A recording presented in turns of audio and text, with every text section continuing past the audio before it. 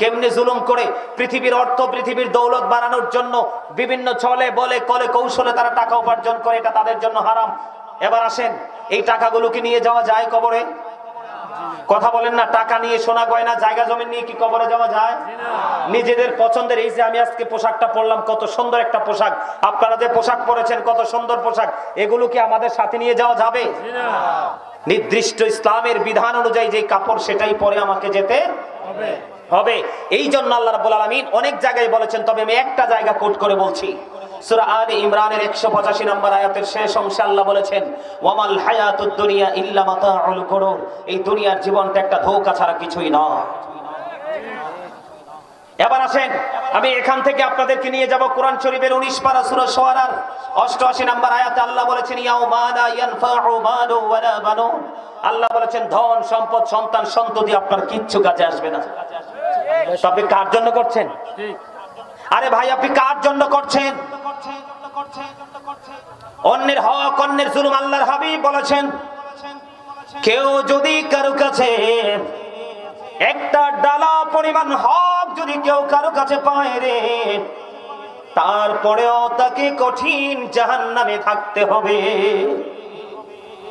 ডালা ডালা বুঝেন নাই? আমরা বাংলাদেশের মানুষ কিন্তু ভালো জিনিস চিনি না, চুরির জিনিস খুবই ভালো বুঝি। যেমন গ্রামে গঞ্জে একটা এক্সাম্পল দেই সহজে বোঝার জন্য, অনেক এক্সাম্পলে আছে। যেমন আমাদের গ্রামে, আমাদের মহল্লায় মানুষ ছাগল পালে কিনা? কথা বলেন না। আমি হক বুঝাচ্ছি মানুষ কিভাবে জাহান্নামী হচ্ছে। যেমন ধরেন আপনার ঘরে ছাগল পাল আছে, আরেকজনের আছে কাঁঠালের বাগান। কিসের বাগান? কাঁঠালের বাগান। আপনি যখন আপনার ছাগলকে খাওয়ানোর জন্য না বলে, যখন একজন কাঁঠাল বাগানের মালিককে না বলে আপনি যদি ছোট্ট একটা কাঁঠালের ডালা কেটে যদি আপনি আপনার বকরিকে খাওয়ান, এবং আপনি চুলায় লাকড়ি দিয়ে কিন্তু গ্রামে রান্না করে মা বোনেরা, ঠিক কিনা বলে? বন্ধুরে আমার এক্সাম্পল দিছি বোঝার জন্য। অন্যান্য ডালা, যে কোনো ডালা আপনারা বুঝে নিতে পারেন। আপনার আমার প্রাণের নবী সরকারে মদিনা তিনি বলে দিয়েছেন, ছোট্ট একটা ডালার হক যদি কেউ পায় রে, তাহলেও তাকে জাহান্নামে যেতে হবে। বাঁচার কোনো সুযোগ নাই, মরার কোনো সুযোগ নাই, পালিয়ে যাওয়ারও কোনো সুযোগ নাই। কি ছোট্ট একটা ডালা। আর এখন বর্তমানে মানুষ কি ডালা নিনে? কথা বলেন না কেন? জোর করে জায়গা দখল করা তো এখন বর্তমান বড় লোকদের পেশাই হয়ে গেছে। যার হাতে মোটামুটি একটু ক্ষমতা আছে, গরিব মানুষ তাদের পছন্দ নয়, ঠিক কিনা বলে? গরিব মানুষ কি তাদের পছন্দ? গরিব মানুষ তাদের পছন্দ নয়। বন্ধুরে আমার, হাদিস শরীফের মধ্যে এসেছে, আমার দিকে তাকান, আল্লাহর হাবিব সরকারে মদিনা তিনি বলে দিয়েছেন, কেউ যদি কোনো মানুষের কাছ থেকে জোর করে 1 বিঘা পরিমাণ, কয় বিঘা?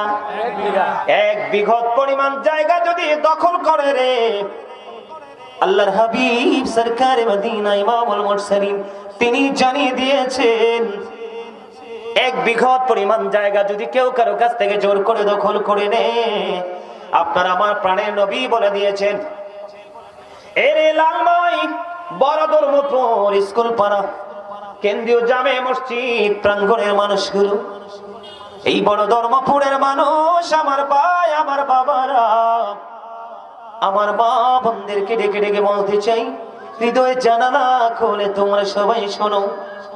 হেসে উড়িয়ে দেওয়ার মতো কথা নয়, এগুলো আমার নয়, আপনার আমার প্রাণের নবীর কথা রে। ও বন্ধু, 1 বিঘত পরিমাণ জায়গা যদি কেউ কারো কাছ থেকে জোর করে দখল করে নেয়, আল্লাহর হাবিব সরকারে মদিনা তিনি জানিয়ে দিয়েছেন, কাল কিয়ামতের দিন তার গলার মধ্যে 7টা পৃথিবী বেরি বানিয়ে পড়াইয়া দেওয়া হবে। নাউজুবিল্লাহ বলেন না? কয়টা পৃথিবী? 7টা। এত দূরে যে বসে রয়েছেন কেন? কি সমস্যা?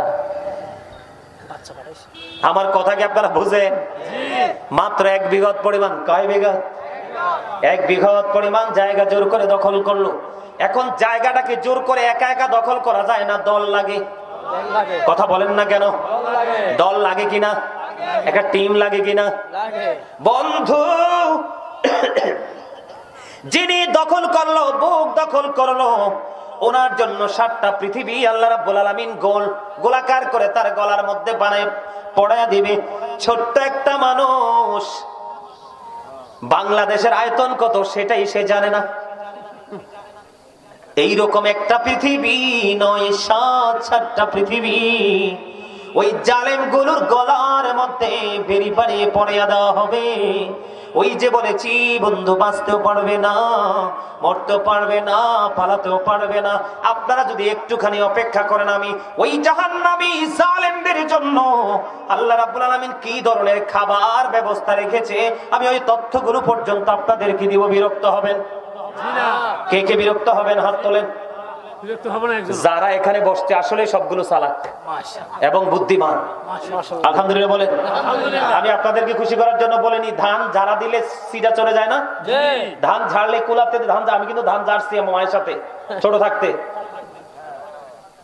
কি করছি একদম সিরিয়াসলি বলছি তো।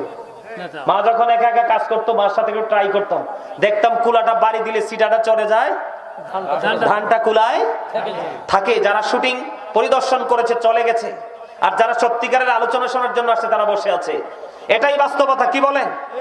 আরে আমি আপনাদেরকে খুশি করার জন্য বা কাউকে ইনসাল্ট করে বলছি না, আমার দিকে তাকান। আল্লাহর হাবিব বলেছেন, কেউ যদি জুমার দিনে সবার আগে মসজিদে যায় এবং সবার পরে মসজিদের থেকে বের হয়ে যখন সে বাড়ির দিকে রওনা দিবে, প্রত্যেকটা কদমের বিনিময়ে তার আমলনামায় 1 বছরের নফল ইবাদতের সওয়াব দেওয়া হবে।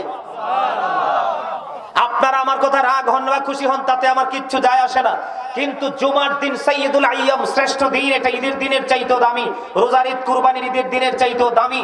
কিন্তু দুর্ভাগ্যজনক হলেও সত্য, যেই ব্যক্তিটা জুমার নামাজে সবার পরে যায়, ইমাম সাহেব যখন খুতবা দেওয়ার জন্য মিম্বরে দাঁড়িয়ে যায়, তখন যেই ব্যক্তিটা দৌড়ে চলে যায় কোনো অজুহাত ছাড়াই, কিন্তু সে বাড়িতে বসে রইল, ইমাম সাহেব খুতবা দিতে শুরু করলো, তিনি দৌড়ে চলে গেল।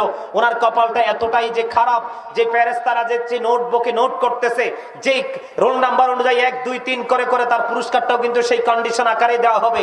কিন্তু যিনি খুতবা দেওয়ার সময় যায়, ওনার নসিবটা এতটাই খারাপ, ফেরেশতাদের যে নোটবুকে তার নামটা ওঠে না। বলে, হুজুর কেন গো তার নাম ওঠে না? খুতবাটা এতটা গুরুত্বপূর্ণ একটা নিয়ামত। যখন ইমাম সাহেব খুতবা দেওয়ার জন্য দাঁড়িয়ে যায়, তখন সঙ্গে সঙ্গে ফেরেশতাগুলো নোটবুকটাকে ক্লোজ করে তারা ইমাম সাহেবের খুতবা শুনতে থাকে। সুবহানাল্লাহ। এই জন্য যারা মসজিদে সবার পরে আসে এবং সবার আগে বের হয়, আমি মনে করি এরা ডিজিটাল এবং শুটিং ম্যান। আর যারা 11টা, 11:30 বা 12টা, তারা আগে মসজিদে এসে সবার আগারে বসে আছে এবং বের হওয়ার পরে ধীরে ধীরে সবার পরে বের হয়, এরাই হলো সত্যিকারের মুমিন রে। অবদ্ধ তাদের কারণে পৃথিবী এখনো পর্যন্ত টিকে আছে, অন্যথায় বন্ধু এটা ধ্বংস হয়ে যেত।